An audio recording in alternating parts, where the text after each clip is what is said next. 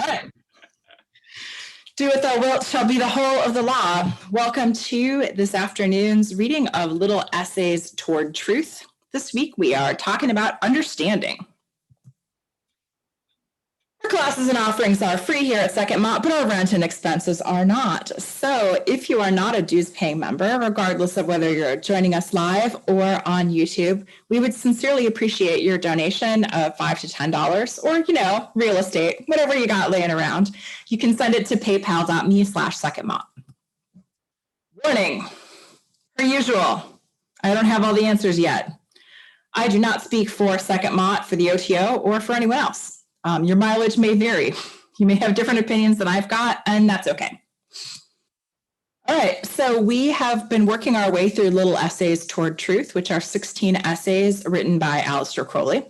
We are currently on the 12th essay, Understanding.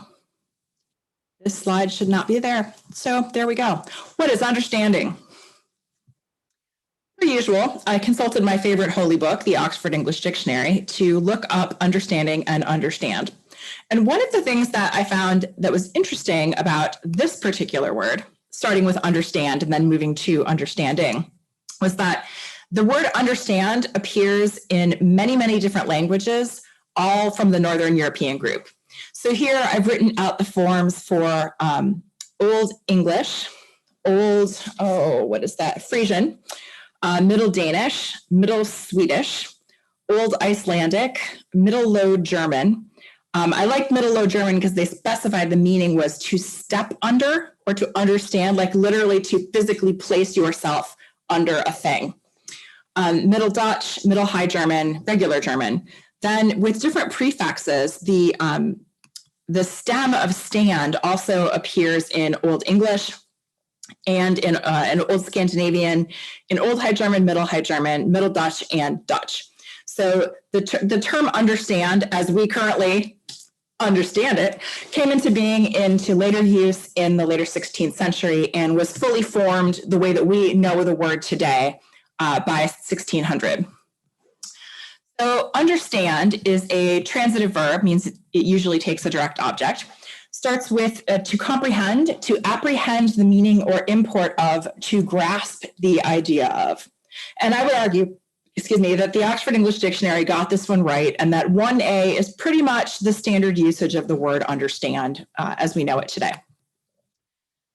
Related to that definition, we have to be thoroughly acquainted or familiar with as an art or profession, or to be able to practice or deal with properly, right? To understand how to do something, to understand finance, right? To understand tabletop gaming.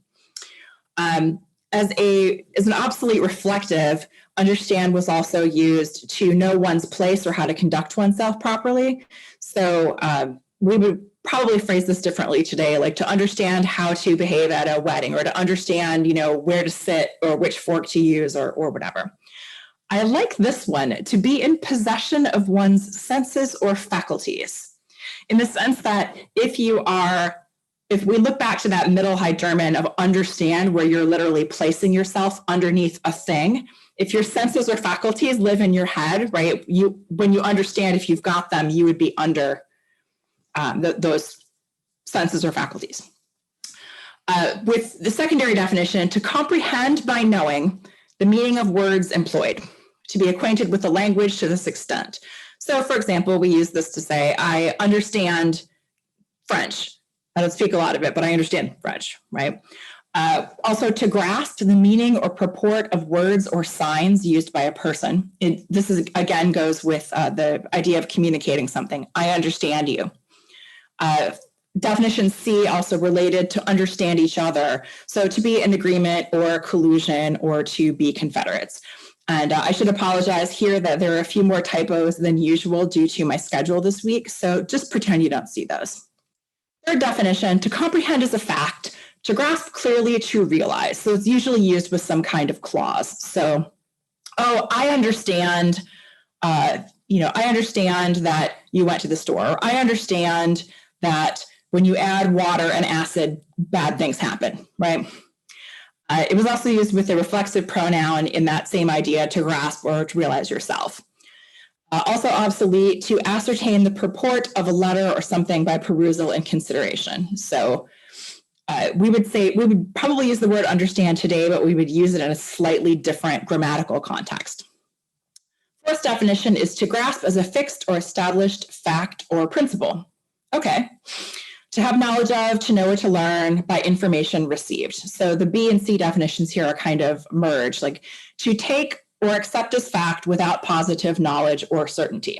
So I understand Steve got out of bed this morning. I didn't see it happen, but he's sitting in a chair right now. So based on circumstantial evidence, I can say, I understand that's what happened. The fifth definition is to take, interpret, or view in a certain way. And I think most of these definitions are obsolete under this number 5. It's the first 2 that are not. And we still use this. I understand you're telling me that you don't want that job. Or I understand by saying whatever, you mean whatever. So there you go. Much more obsolete definitions as we're moving into higher numbers. To mean or to imply. This is sort of the opposite of how we use understand now.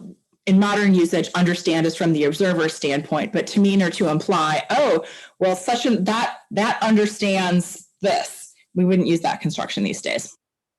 Number 7, to recognize or regard as present in thought, though not expressly stated or mentioned. To supply mentally, I'll stop by the store on the way to dinner. I understand that means you're willing to pick up some wine, right, McCoy?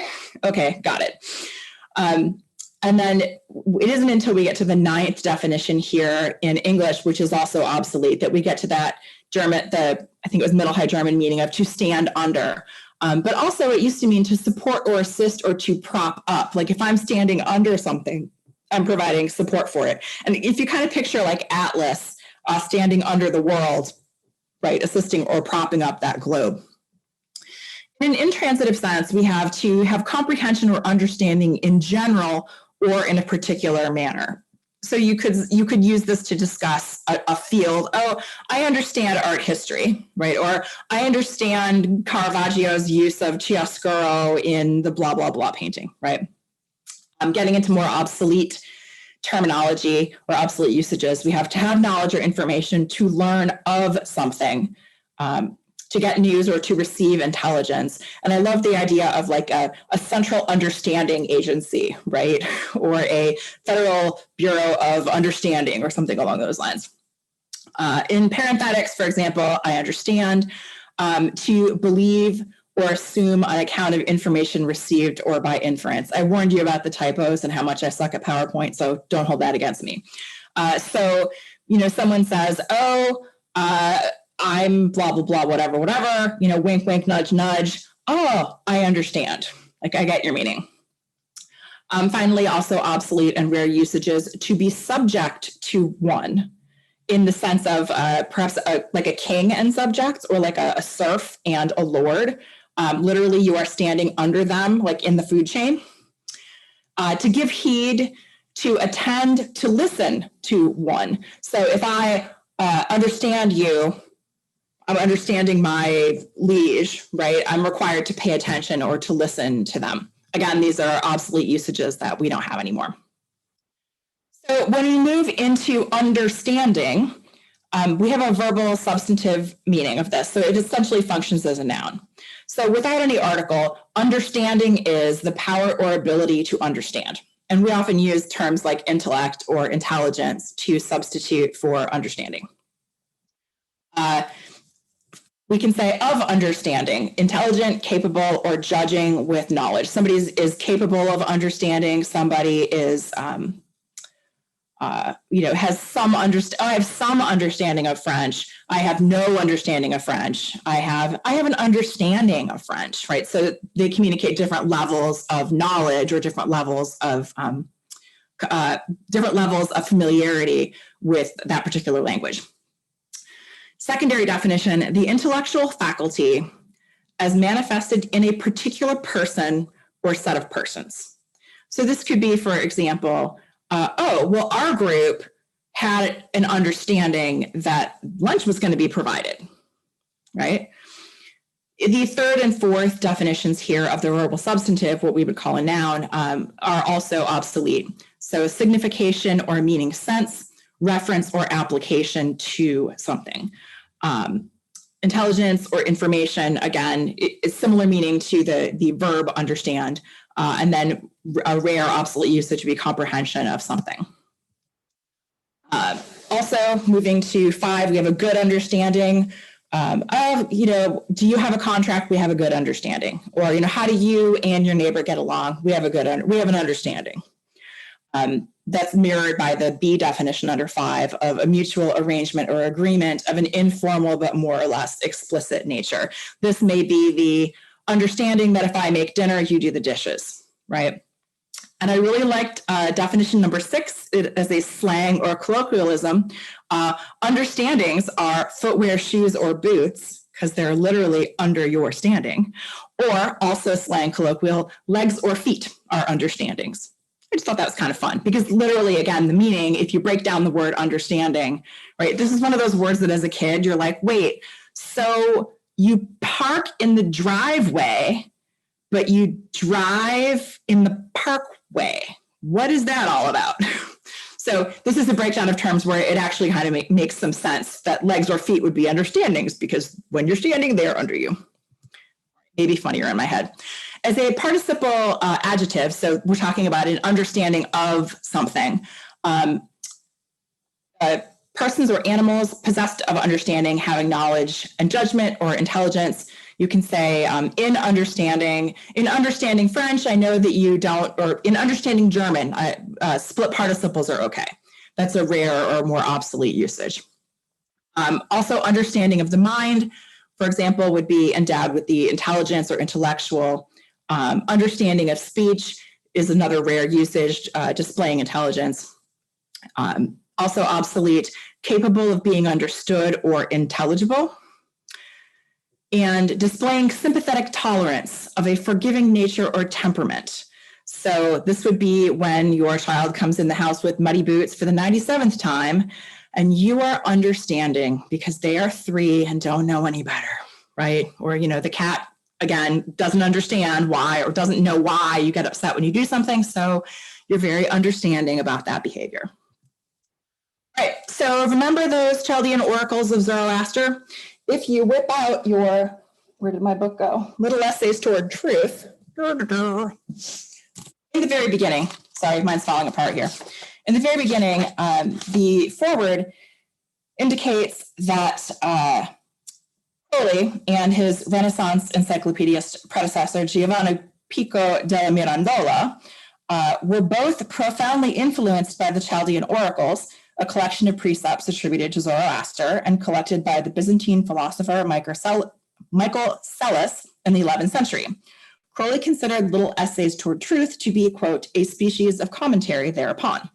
So because of this, I decided to go see how the word understanding appears in the Chaldean oracles. And I only found a few examples. So here just assert that he is a god and celebrate him as both older and younger, as circulating an eternal God, as understanding the whole number of all things moving in the world, and moreover infinite through his power and energizing a spiral force. So this is this comes from a portion where the oracles are sort of describing the organization of the universe. And here we have a God who is conceptualized as understanding the whole number of all things moving in the world. What the intelligible saith, it saith by understanding. So this is one of those archaic usages where we have someone or something that is intelligible saying, and it is speaking by understanding. All right. Here we have understanding as a mental faculty. Well, I understand it to be as a mental faculty. Father begotten light, which alone hath gathered from the strength of the Father the flower of mind, and hath the power of understanding the paternal mind, and doth instill into all fountains and principles the power of understanding and the function of ceaseless revolution. So again, we have 2 usages of understanding as a mental faculty or an ability. Understanding the works of the Father, they avoid the shameless swing of fate. So this is used in the sense of a motivation for doing something, but it is used in that sort of verb adjective form, right? We're describing people, they have an understanding, and because they have an understanding of the works of the Father, they avoid the shameless swings of fate.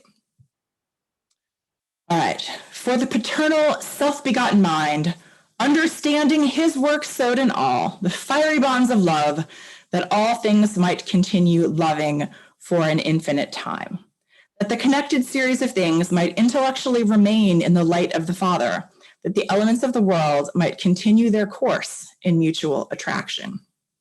And this one I really like because it reminds me of that statement in the Book of the Law, for I am divided for love's sake for the chance of union, because this talks about disconnected things that they might connect and stay there.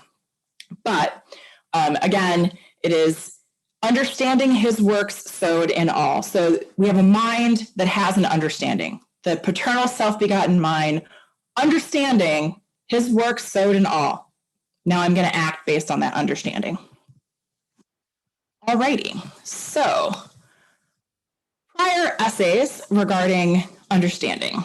Now remember, we're nearing the end of this series, so the term understanding has appeared several times in prior essays, both in what I would call sort of modern usage, little u, but also with a big U, which I think will, whenever Crowley decides to capitalize something, it's not just he got excited with the caps button or that his secretary didn't know which case to use. There's always some indication that he's referring to something specific or has something specific in mind.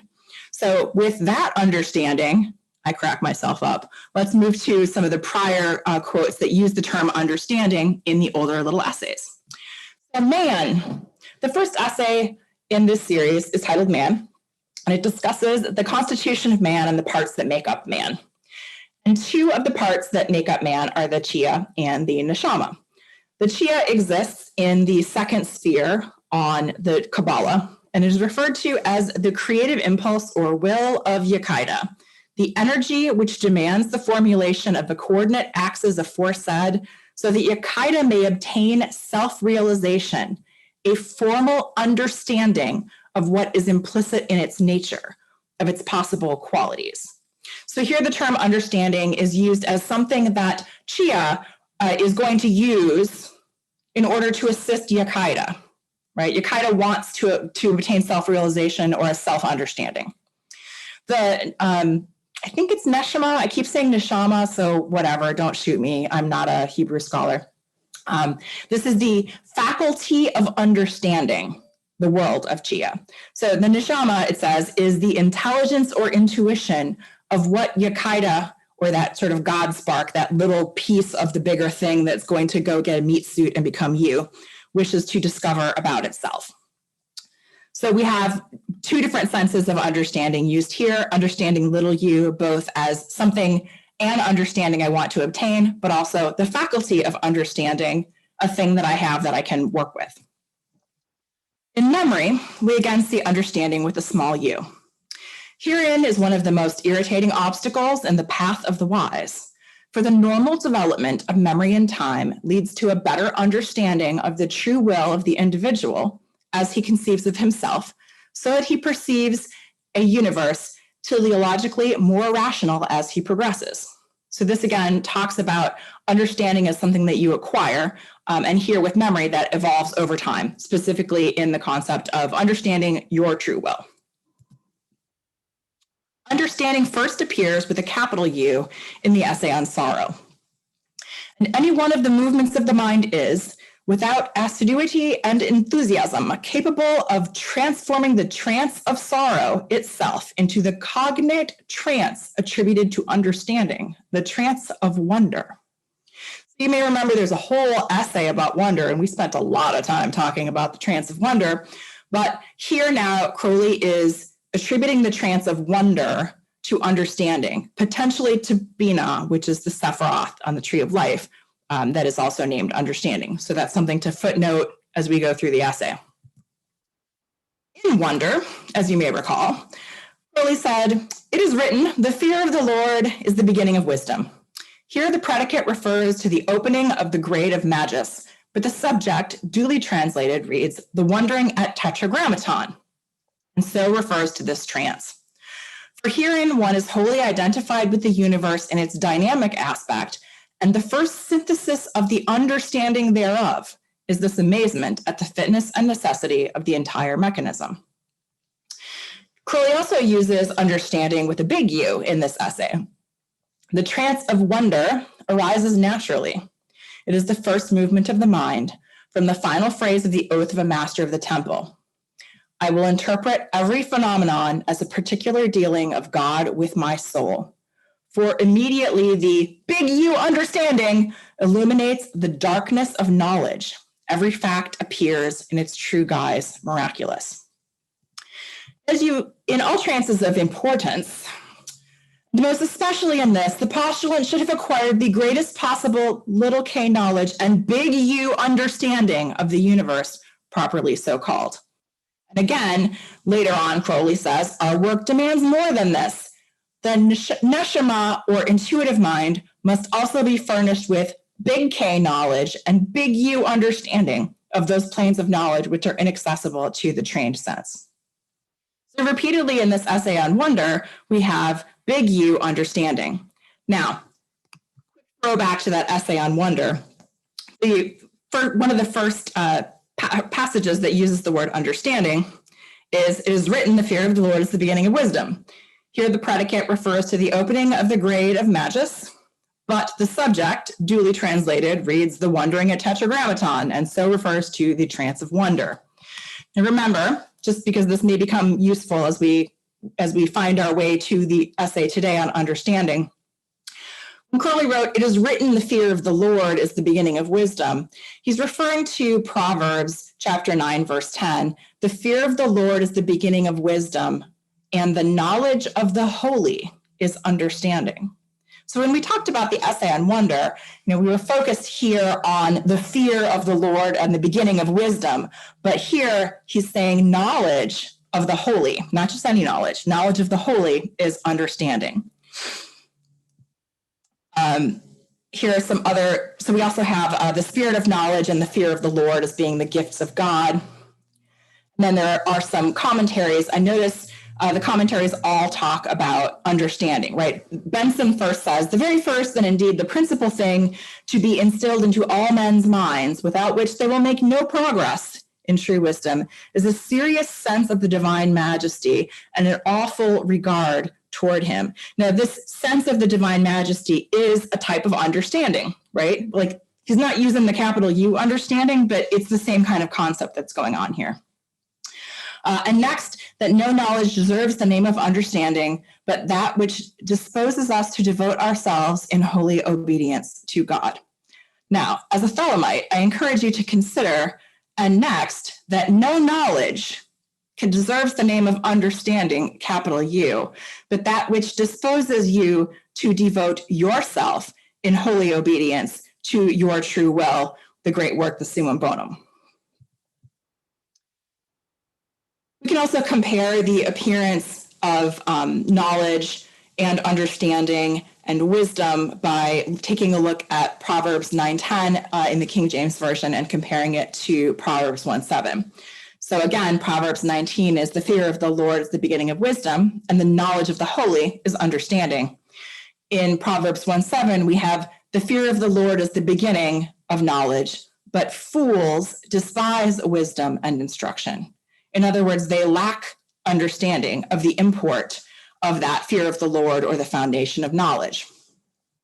Once again, swiped right back from the early days of learning to make PowerPoint slides, here we have a little Kabbalistic map. See, it's all coming around again on the guitar.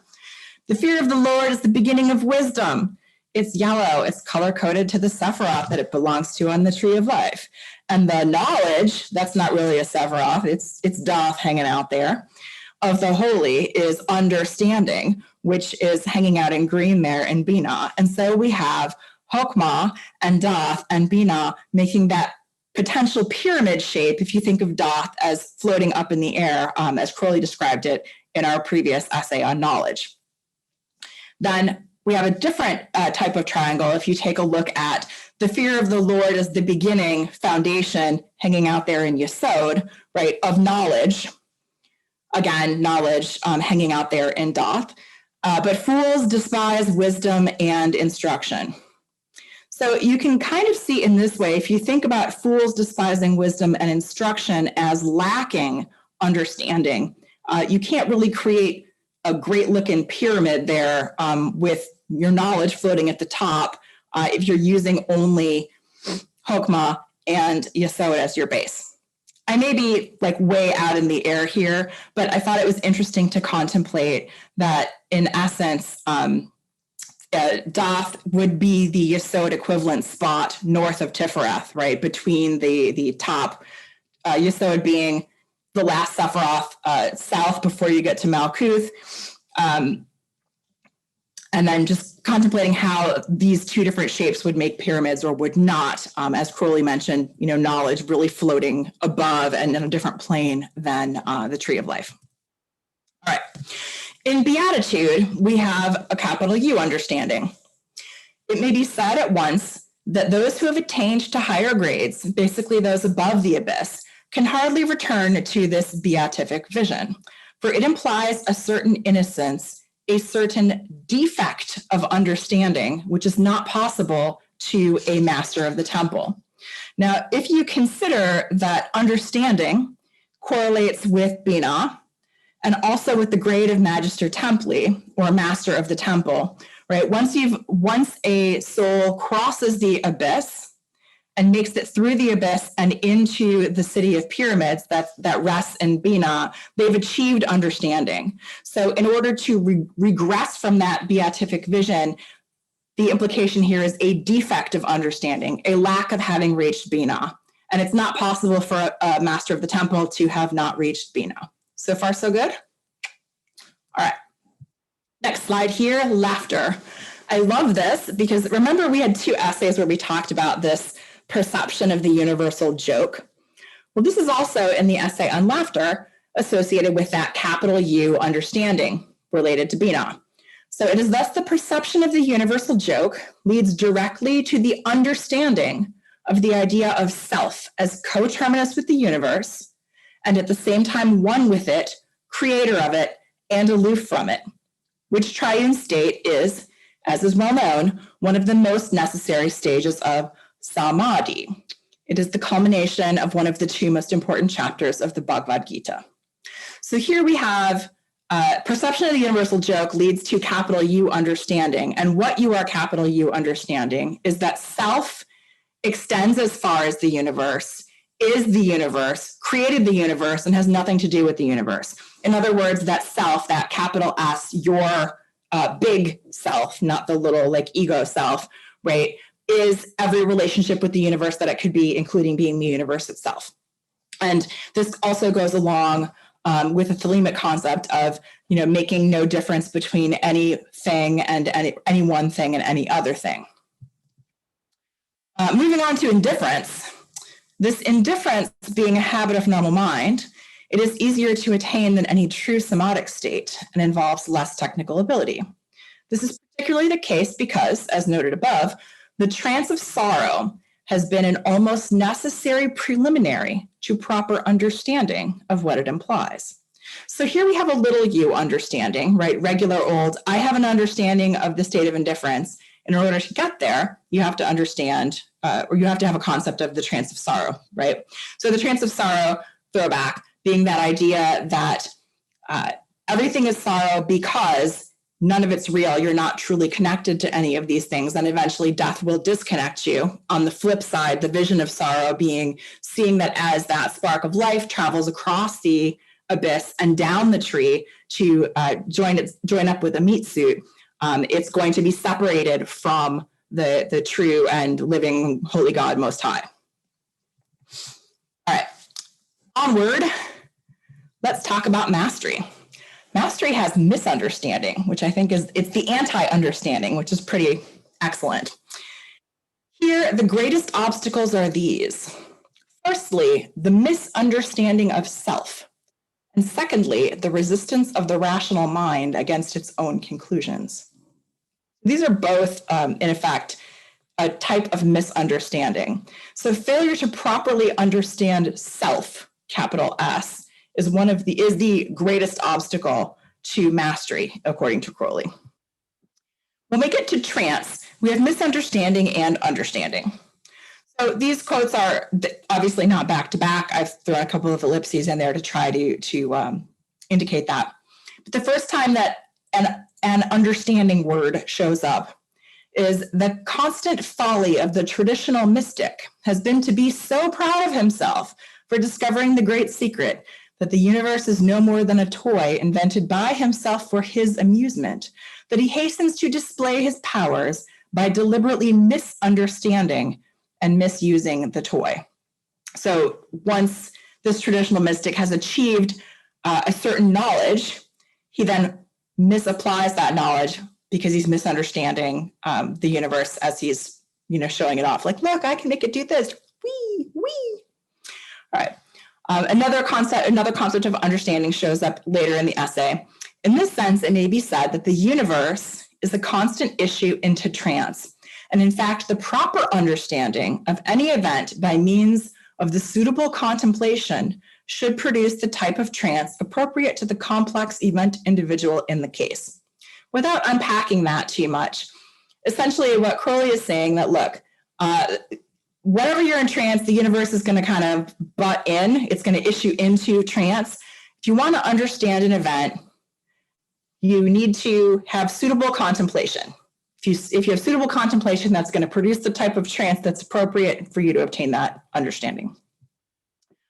Energy has one usage of understanding, capital U. The price is in essence the full understanding of the mind of nature herself and complete sympathy with her way of work. That's kind of poetic, so I'll let it stand alone. And finally, the last essay before we reached today's essay on understanding was knowledge. One finds him, referring to the common mystic, goaded by his subconscious shame to active attacks on science. He gloats upon the apparent errors of calculation which constantly occur, not at all understanding the self-imposed limitations of validity of statement which are always implied. In short, he comes at last to abandon his own postulates and takes refuge in the hermit crab carapace of the theologian. So again, we have a different way of saying misunderstanding, not at all understanding the self-imposed limitations. So this is not only a misunderstanding, but it is a self-misunderstanding. Questions, comments, rude remarks on prior usages of the word understanding in Little Essays Toward Truth? Seeing none, we will move on. So the concept of samadhi is going to become important in this essay on understanding. So before we dive into this, because samadhi is kind of squishy in a lot of ways, I'm going to throw down some framework that might be helpful. All right. So Crowley was operating, when he talks about yoga, he means Patanjali's yoga. And just to back up a bit, the word yoga itself is squishy. So I'm going to step outside the slides for a second to zoom out and give you a zoom out, right? Because we're on Zoom. All right. To give you a high level picture here. In the traditional Indian or Eastern schools of philosophy that are rooted in the Vedas, there are 6. And I'm not going to go through all 6 schools, but of those 6 schools, one of them is called yoga philosophy. All right. Then within that school of yoga philosophy, there are 4 main paths of yoga. And one of those paths is Raja Yoga. So we've gone from the Vedas to yoga is one of 6, to Raja Yoga is one of 4. And underneath that, now we're talking about Patanjali's yoga. And there are a billion other schools nested under the big yoga. And there are a billion other schools nested under each of those 4 types of yoga, including Raja Yoga. So in Patanjali's yoga, essentially there are 8 limbs, right? Yama, niyama, asana, pranayama, pratyahara, dharana, dhyana, and samadhi. And these can be characterized as practices in 3. I'm going to organize them into these 3 categories because that's how they've been organized for years. So the first 3, yama, niyama, and asana, are referred to as the outward quests. And that's because these are the three things that involve you choosing how you're going to interact with the world outside of you. So it's you, the self, in the meat suit versus the world, right? Yama and niyama are about what you're going to do and not do, how you're going to interact with other people, or how you're going to lead your life in your interactions with other people. Asana, not asana, that's software. Asana means seated posture. Now, in modern postural yoga, it has come to mean any posture, so that, warrior one is now an asana, even though you're standing on your feet. But traditionally, asana means seat.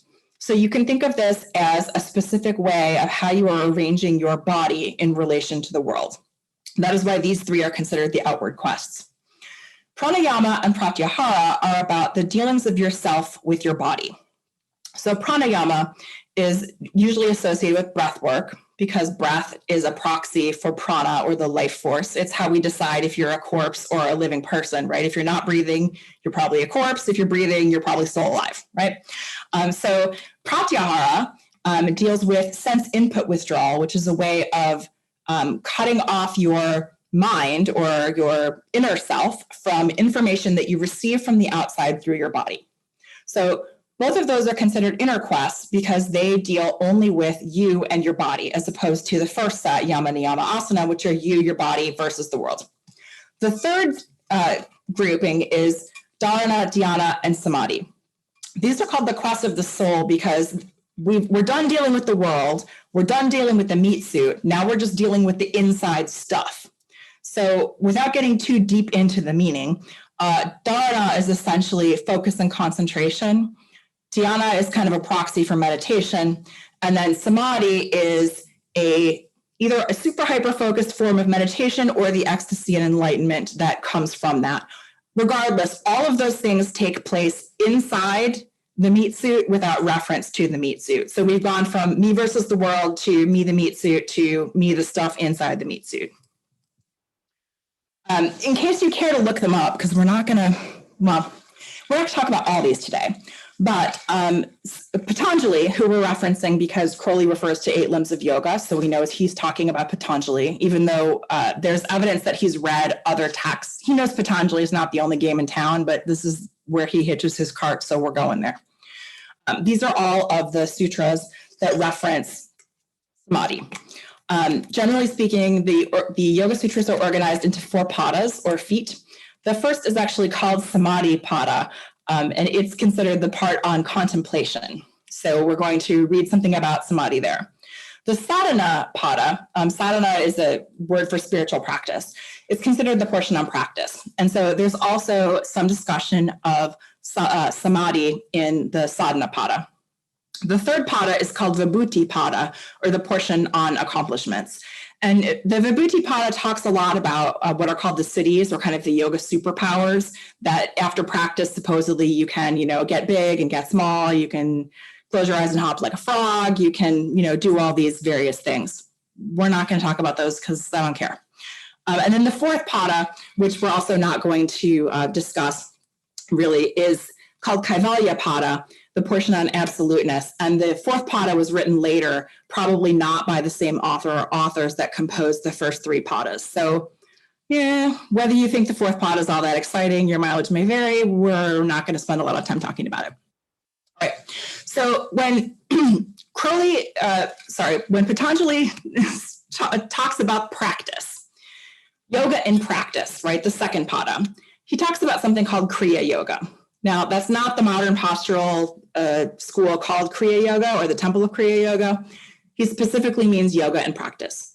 And there are 3 things that make up yoga and practice, only 3. There's tapas, svadhyaya, and ishvara pranidham. That's it, no more, no less. Now, the word tapas is ordinarily translated into English as austerities. And in my least humble opinion, that is a shitty translation. And the reason is that the word tapas itself literally means to burn or to create heat. So think about all of the different ways that you could use the phrase burning, right? Like a burning desire. You could have a burning desire for a person. You could stoke a burning desire to acquire knowledge, right? So think about this as an internally generated heat. Tapas can also be equated to the alchemical concept of purification by burning. So even though tapas is something that is coming to us from an Eastern philosophy and not from a strictly alchemical viewpoint, it does relate to Western Hermeticism in that way. Tapas is a means of self-discipline, which is highly thelemic in my least humble opinion and pretty much everybody else's. So maybe you want to think about that.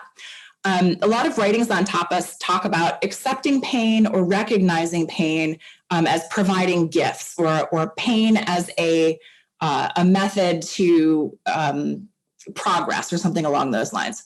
And when you see this, I want you to think about Buddhism. And the reason is that this idea of, oh, you have to accept pain or recognize pain or welcome pain or whatever, goes along with what became the Buddhist idea of everything is sorrow or all of life is suffering. The idea here isn't that tapas requires like self-flagellation and wearing hair shirts or whatever. The idea is that when pain comes, you'd rather be happy, but like don't get all excited about the fact that something painful happened. Like this is a condition of life. And so in order to continue your spiritual practice, you're going to have that equanimous mind, right? And use your tapas, use your internal heat to recognize that pain can also move you forward, not just pleasure. I'm sorry, you guys, I'm really thirsty today. This is also, anyway, all right. So if you want to read more about tapas, you can take a look at the second Pada, Sutra 43. The second aspect of yoga and practice is svadhyaya. Now, the idea of this is, look, if you want to be God, you have to have understanding of what God is. And I'm using God as a proxy word for the ultimate, the big thing, the great spirit, universe, whatever. So I'm going to use the word God. If you don't like it, pick a different one. The idea here is that you are studying the true capital S self. So in traditional yoga texts, you'll see a lot of things that talk about elevating your mind. More modern books might talk about reading spiritual books, or they can make it sound kind of fluffy bunny, like, oh, I just need to like be all new agey and crystally and elevate my vibration. And it's not really what it's about. The idea is that you have to study what the true self, not you, not your ego, but the true self, capital S, is. And you're not just uplifting your mind or elevating your mind by acquiring intellectual knowledge, but also acquiring a heart understanding. And remember that in the Western side, we used to think about the heart as the center of knowledge, which is why we say, oh, I know it by heart, as opposed to I know it by brain, or I have it in my brain. So in the Eastern side as well, there's a thought that it's not the intellect that matters to true understanding, it's the heart. Because remember, Crowley said in Knowledge that all knowledge is essentially false because it affirms duality. Same idea is going on here. You can't intellectualize all of reality. It doesn't work that way. So you have to get some other perceptive faculty or non-cognitive cognitive faculty involved, and that would be the understanding of the heart. So good? All right. The third aspect of yoga and practice, according to Patanjali, is known as Ishvara Pranidhana. And this is often translated as surrender to God. So you can see there, I've put Sutra 2, Pada 2, Sutra 45, Samadhi Siddhi Ishvara Pranidhanat. And that translates to by total surrender to God, Samadhi is attained. Or another way to say it is the practice of deep surrender leads one to accomplish the highest state of yoga. Now, the idea here is not the Christian concept of I've taken a vow to obey God and I've got the 10 commandments and, you know, I'm a slave to his will kind of thing. The idea is that you live your life in a way that you are dedicating or offering everything to your highest. So the words I used on the slide here were dedicating your life or offering everything to God or humanity, because you'll see words like that in lots of yoga books, but it's really the idea that everything you do can be a spiritual practice. Chop wood, carry water, right? And the reason humanity comes into this is you can think about, right, the Buddhas, the enlightened beings that gave up nirvana to come back to guide others, to other spiritual seekers. Or you can think about it, if you come from a Christian background, as this quote, Matthew 25, verse 40, Truly, I tell you, whatever you did for one of the least of these brothers and sisters of mine, you did for me. So you can think about this, if you want to, as focusing your entire life on your true will, or on the great work, or on the sort of improvement of, or the evolution, I would say, maybe not improvement, of humanity as a whole. So this is yoga and practice. Tapas, svadhyaya, and ishvara pranidham. These are the things that are going to take you to your samadhi. Now, what the hell is that? Okay, this is here only to relist those 8 limbs, and as a reminder that in Patanjali land, Purusha, which is consciousness or sort of your mind stuff, and Prakriti, which is matter or like the meat stuff, are 2 entirely separate things. And so leading up to verse 27, Patanjali explains that the cause of the union of Purusha and Prakriti is ignorance. Yes, Patanjali says union is ignorance. And here's why. Because Purusha, consciousness, is not the same as this meat suit, right? And I can sort of intellectualize that, like, well, whatever it is that makes me me isn't that these are my hands and this is my elbow. Like, this has nothing to do with it. But in this embodiment, we're kind of smashed together and tend to have this idea that, oh, like I am this, right? I am my limitations. I am my physical form. I am my whatever. And that binds you, the real you, the consciousness stuff, right? That ignorance of thinking that you're this binds you to the finite world and prevents you from hitting that infinite world. Or perhaps in Western Hermetic terms, it keeps you from crossing the abyss, from leaving your embodied self to be able to reach those higher stages. So in Patanjali Yoga, we're removing ignorance by uninterrupted discriminative discernment, which is sort of a fancy way of saying a higher state of meditative mind, understanding that I am not this stuff, that I am something else, and that beyond that ego I, reality is I, you, we are that. So far, so happy? All right, a little more on Patanjali. So on your way to your attainment of your true nature, on your way to Samadhi, you are going to get 7 planes of understanding or wisdom. And this is because as you evolve and get more capital U understanding, see, it ties back to the essay today, you lose these things along the way. You lose your desire to know anything more. You don't need to collect more information. You lose your desire to stay away from anything. There's no need to avoid, right? Because we've already gone through the trance of sorrow. We get that all existence is suffering. We're accepting pain because it can propel us forward. Cool. You lose your desire to gain anything new. You don't need more toys. You lose your desire to do anything. You don't need more achievements. And you also lose your sorrow. That would be little s sorrow, I think. And you lose your fear, and you lose that delusion that the Purusha and the Prakriti are the same. All right, so then Patanjali talks about the different kinds of samadhi. And it can be very confusing because the word samadhi is very squishy. And I have a quote I didn't put in here from another source that essentially says, you know, there are a billion bad definitions of samadhi, and the more you talk about it, the worse it gets. So we're just going to go back and see what Patanjali said, since this informs what Crowley thinks samadhi is. All right. So in the first pada, the part on contemplation, Patanjali describes 2 kinds of contemplation. There's the sampranyata samadhi. I'm going to call that distinguished contemplation because I can pronounce that.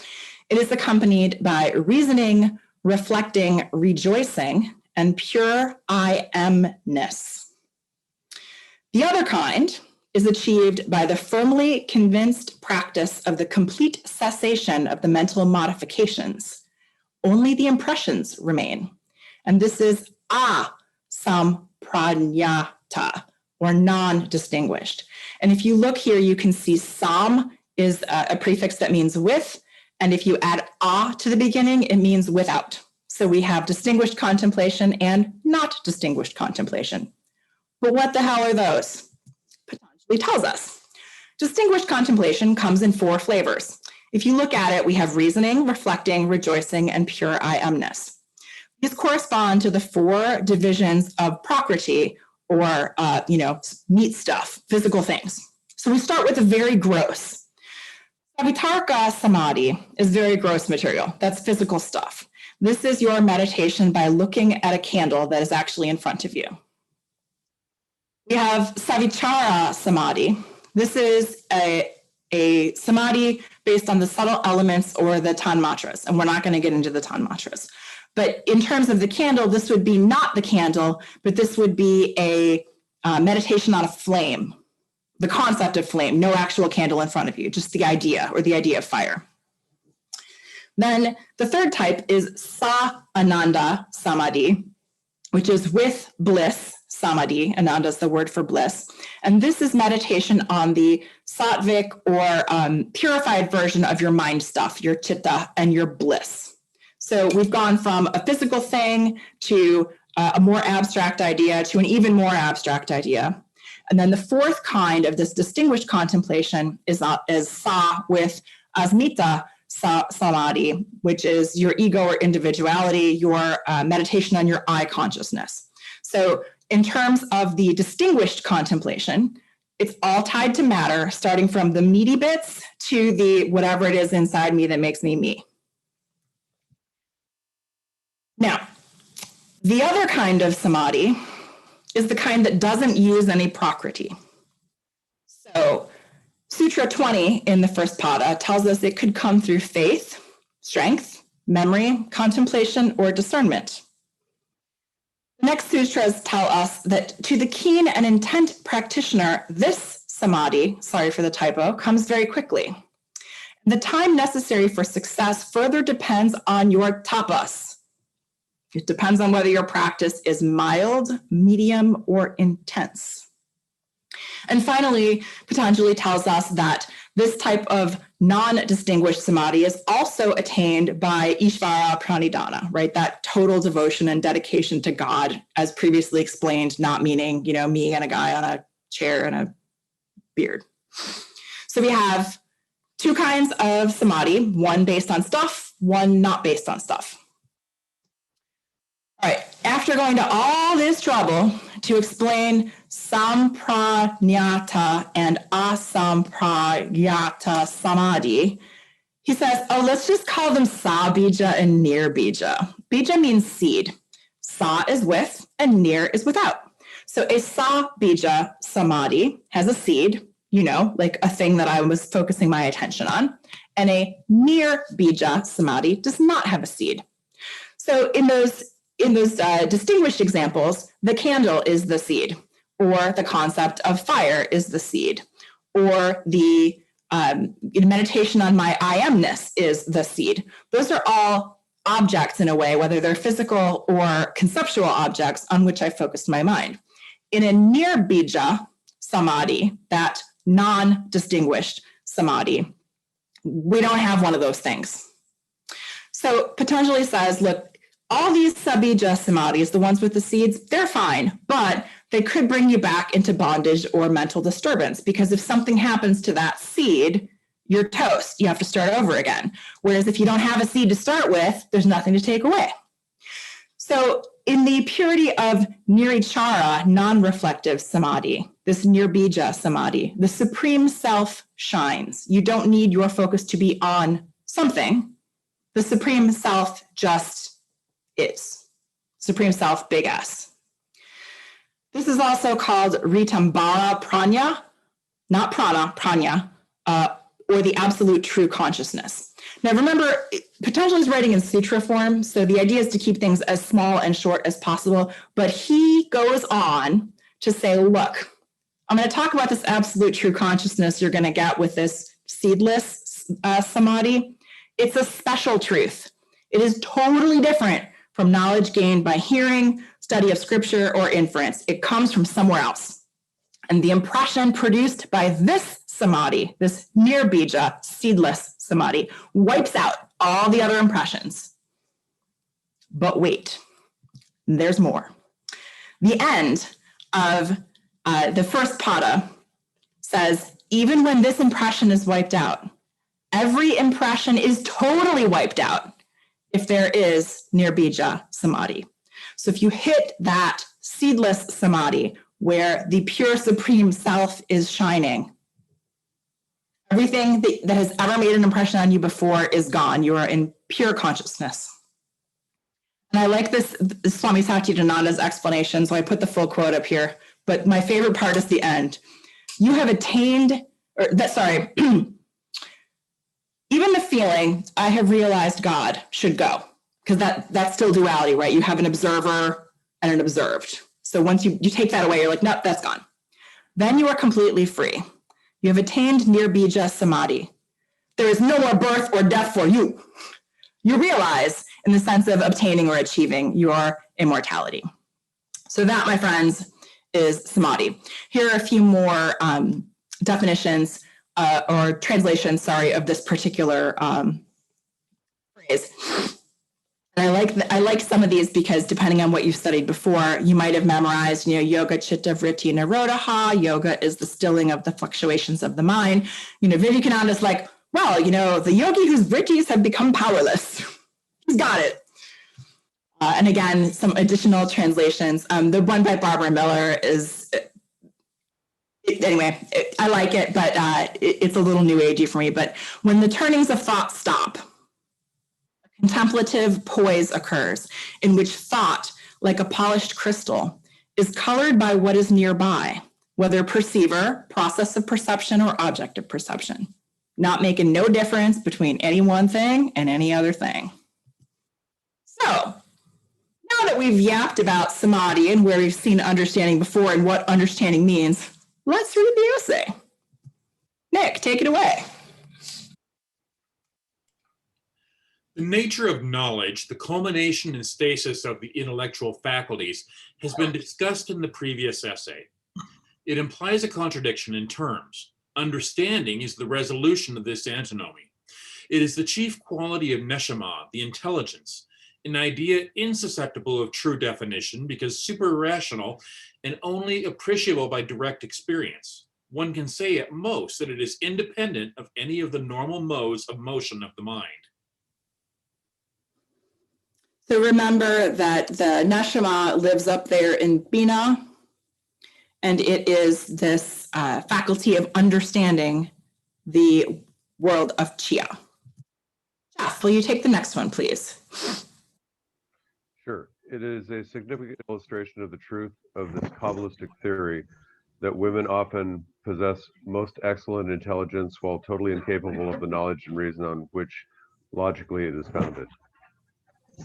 I think my commentary stands for itself. This is kind of sexist AF, and Crowley says stuff like that left, right, and center. I'm not making any excuses for it. Yeah, he was a product of his time, blah, blah, whatever. And frankly, I'm not sure how you can say, oh, well, this gender essentialism matters because if every man and every woman is a star, I should not be making any difference between anything and any one thing. And whether or not I have a thing shouldn't tell you whether I can have knowledge and reason, says the lawyer. In any case, while you may see these type of sexist comments in Crowley's writing, please rest assured that the position of the U.S. Grand Lodge of OTO and the position of the OTO in the world is not that women are incapable of this, that, or the other thing solely by virtue of being women. Steve, will you take this one?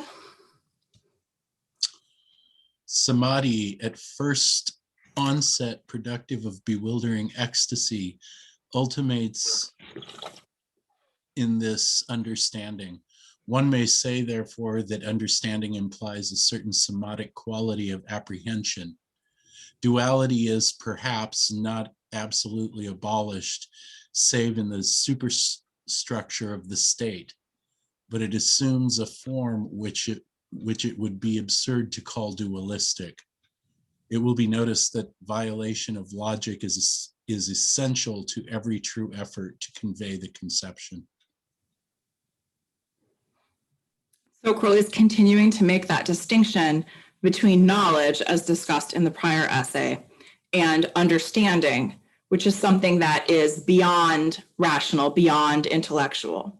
And so his use of implying a certain somatic quality of apprehension as a phrase here reminds me of the somatic concept that you can't just understand, or the traditional yogic concept of samadhi, that in order to achieve that union or that supreme attainment, you can't merely understand on an intellectual level, but some other some other thing is involved, whether you want to call it heart or non-rational consciousness or whatever.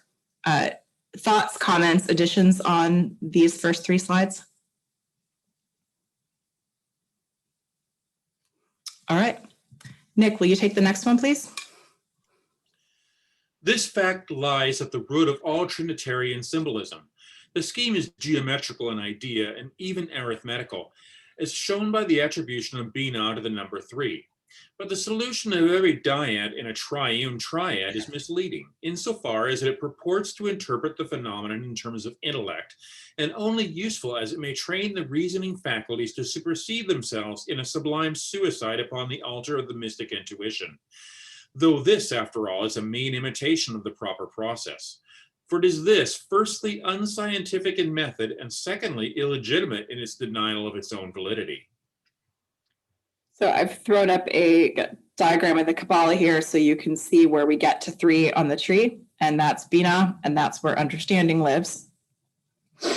And this is a continuation of that contrast between knowledge and understanding, right? Jeff? The only correct and adequate mode of attainment of understanding is to shut off and to inhibit the rational mind altogether, thus leaving a tabula rasa upon the entirely alien faculty. De novo et si generis can write its first word. And so since Crowley threw down some Latin, I threw down a definition so that if these are terms you're not familiar with, you can know what they are. Tabula rasa is a blank slate. De novo is basically starting again from scratch. And sui generis is a term that is often used in law to describe a thing that is unique unto itself. So, yeah. Steve, would you take the next one? But then it will surely be said, what is more unintelligent than this supposed intelligence, than this formless, even delirious ecstasy which sweeps away all shapes of thought? No sane man would deny this premise, but the explanation is that this ecstasy is, so to say, the throe of birth of the new faculty. It is surely natural for an observer to be startled for the moment by the discovery of a new universe. Ananda must be mastered manfully, not indulged as a vice in the manner of the mystic. Samadhi must be clarified by sila, by the stern virtue of constraint, and then appears the paradox that the new law of the mind has come not to destroy but to fulfill the old. The understanding takes full cognizance of all that vast material which the reason was unable to build into any coherent structure. The contradictions have disappeared by absorption. They have been accepted as essential factors in the nature of truth, which without them were a mere congeries of facts.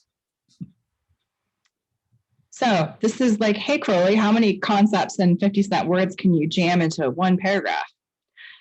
So we've just been contrasting knowledge and understanding, and how in order to achieve this understanding, you've got to throw reason out the window, essentially. But then that seems kind of crazy. So Crowley starts by saying, look, this is the birth of a new faculty, right? Once you've surpassed the reason and the intellect, there's something else. Again, going back to that traditional yogic idea of samadhi and achieving samadhi requiring more than those intellectualized bija type of foci, right? You need something beyond what you can put between your ears, something that comes from your heart or some other part of your non-physical being. And it's interesting to me that he uses the throw of birth of the new faculty here as a description for acquiring a new way of apprehending things, because we're talking about moving into Bina, which is the, if you're coming down the tree, right? If you are the spark of Yakida that's gone to Hokmah and said, oh, I guess I want to learn some stuff. And then Bina goes, great, I'm going to embody you and throw you across the abyss. When you hit Bina, that in that direction, you're acquiring one new faculty, like, oh, fuck, vision of sorrow, here goes, time to hop across the abyss. Whereas if you're coming up the tree and you've hit all those intellectual, rational things, you've crossed the abyss, you've sacrificed all of your knowledge as you pour everything out to the cup of Babylon in the abyss and finally come to rest in the city of pyramids in Bina, understanding, where you have something beyond the intellect and the things it is that you carried up on the earth. Ananda, again, is the word for bliss. So I like the idea of Ananda being mastered manfully, not indulged as a vice. And in terms of Sila, my best understanding is that this is a term that Crowley borrowed from Buddhism, again, because of his background, not because I happened to Google it and that's what came up. I literally only looked for it in Buddhism.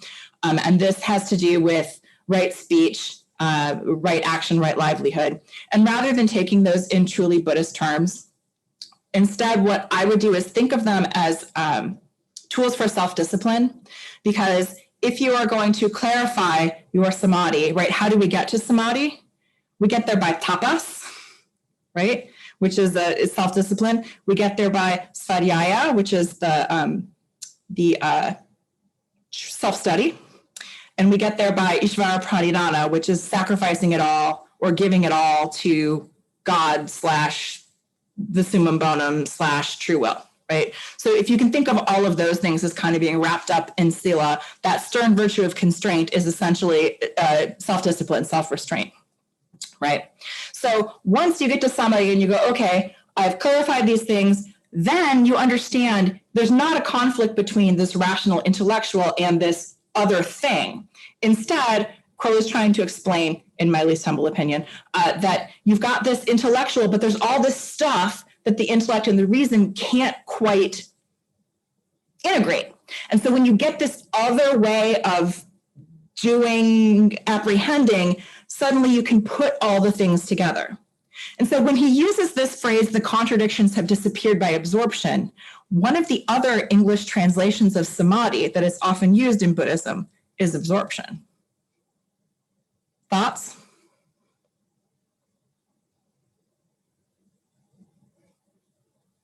All right.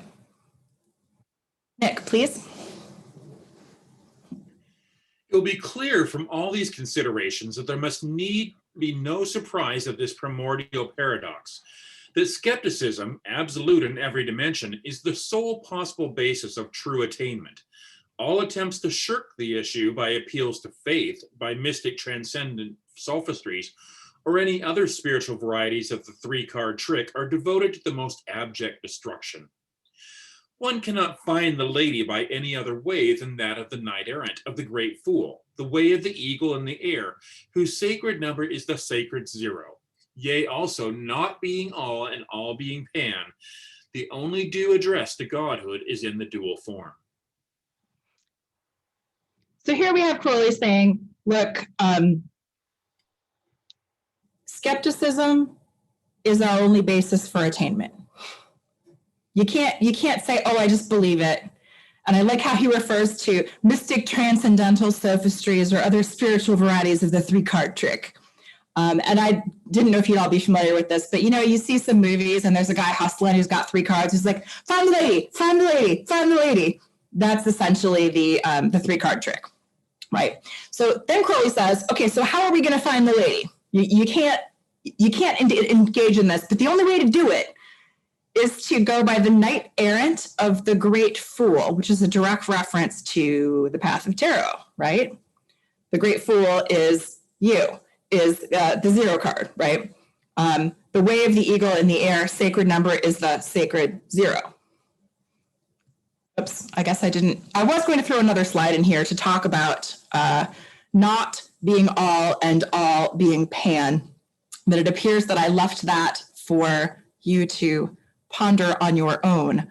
Perhaps looking at the Nox or the Knight of Pan as a step in the spiritual path on the Western esoteric front that bears relevance to the concept of samadhi and understanding on the Eastern path. All right, Jeff. Oh, good words. Yes, so Pamphage, Pangenitor, for all must be destroyed, that all may be begotten. So all must be destroyed, little a, that all may be begotten, big A. This is, I believe, the last actual page of this essay, is it not? Understanding, it is. So we've gone from knowledge, which I would throw under the small a. We have to destroy all of those things. In fact, we destroy everything. We give it all up as we cross the abyss. That all, capital A, the big all, may be begotten, in a sense that we may attain it.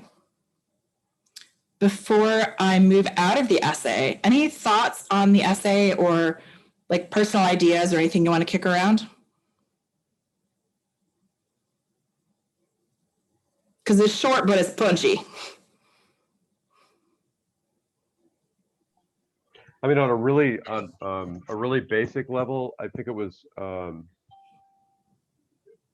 really interesting, a really dense but very interesting structure, showing how where you're going is not necessarily a part of what's getting you there. So all this that's getting you there is a carrier for something that's maybe even at times totally foreign as a destination. That's about it. If your destination is the ocean, you might take a train to get there, but eventually you have to get off the train. Anybody else before I click the button? Okay, I clicked the button. Oh, I put this out of order, and I did put the knock slide in. Sorry, guys. So apparently I did put this in. Within the night of Thelema, I copied this directly from Wiki, just as an easy explanation. The night of Pan or Nox is the mystical state of ego death in the process of spiritual attainment. So you can think about this, or the way that I was thinking about this was that you lose the last I, big I amness, when you cross the abyss. Like that's really the last thing you have to give up, because think about it, like if you want to put it in terms of actual death, by the time you're actually dying, you've given up all the physical stuff, right? And you've given up some of the intangible things. You've probably given up your health. Maybe not everybody, but like you've given up a lot of intangible things as well. You've given up relationships. You've given up memories. You've given up the concept of a future, right? So the last thing that you've got left to hold on to when you let go of the meat suit and all the things that are connected to it is that ego. I really wish I'd put this in order. Sorry. All right, let's talk about understanding and Bina briefly. I've harped on this a little bit, but since understanding goes with Bina hanging out up there in the third Sephiroth, it's worth talking about. The Yetzerotic text tells us that the third path is called the Sanctifying Intelligence. And I find this interesting because we've moved from knowledge to understanding, and Crowley's made it clear that knowledge and understanding are not related, or are not necessarily related, I should say. So we're taking intelligence, and there's no essay on intelligence, and we are moving into the sanctifying or holy making holy intelligence. The intelligence that makes holy, the foundation of primordial wisdom. So not individual wisdom, not individual knowledge, but wisdom that is sort of collective and ancient in nature.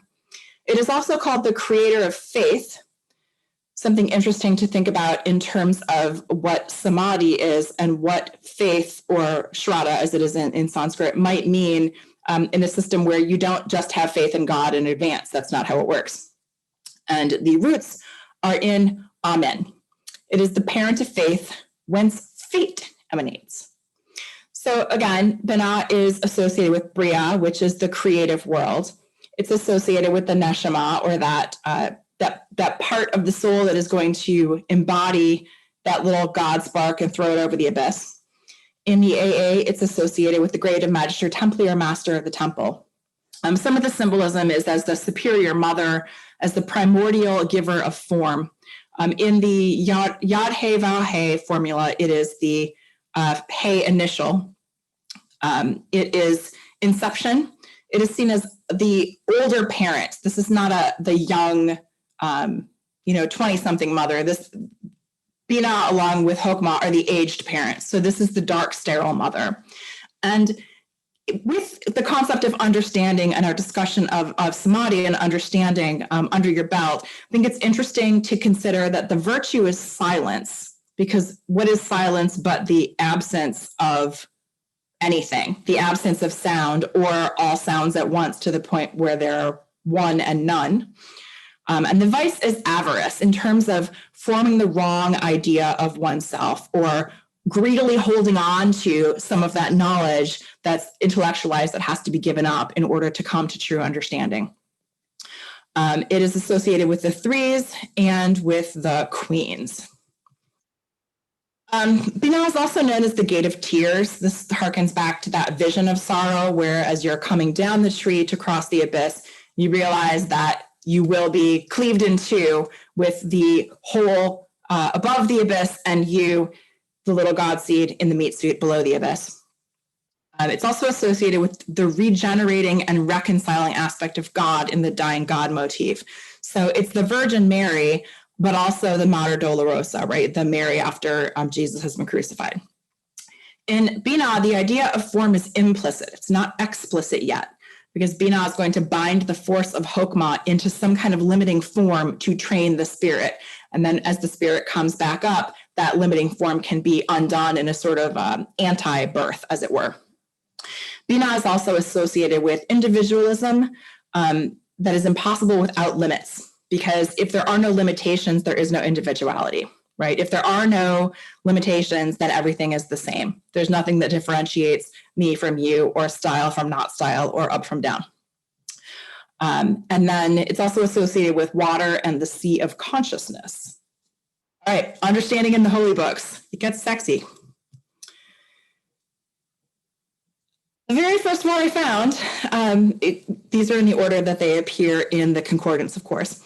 In Liber 1 Bivel Magi, by a magus is this writing made known through the mind of a magister.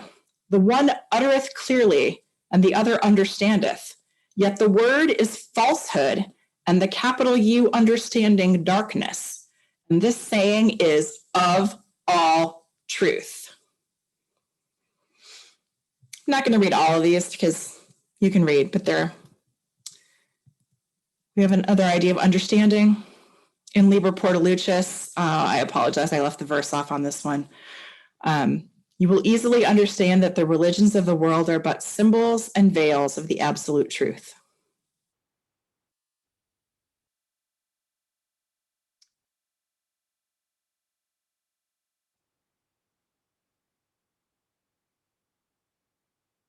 A few more typical uses of regular non-capital understand. I noticed in the holy books there are just as many references to not understanding. I didn't look specifically for misunderstand, but on this page we have two examples. They understand not, and none shall understand.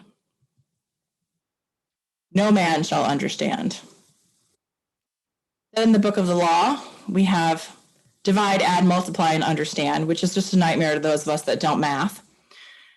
All words are sacred and all prophets true, save only that they understand a little.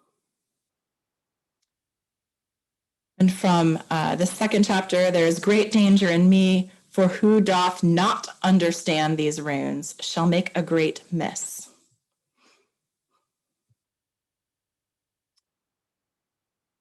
I hate it when understands at the beginning of a sentence because it's capitalized. I guess it's kind of like if this were in German, they'd all be capital U. But understand that the yielding of the yoni is the one with the lengthening of the lingam. And Steve, this section's for you. So I didn't get through all the aethers, and I'm not going to read them all out loud because, frankly, my voice is kind of dying. But if somebody else wants to read them, we can. Or I can just leave them up for a sufficient time for some silent contemplation.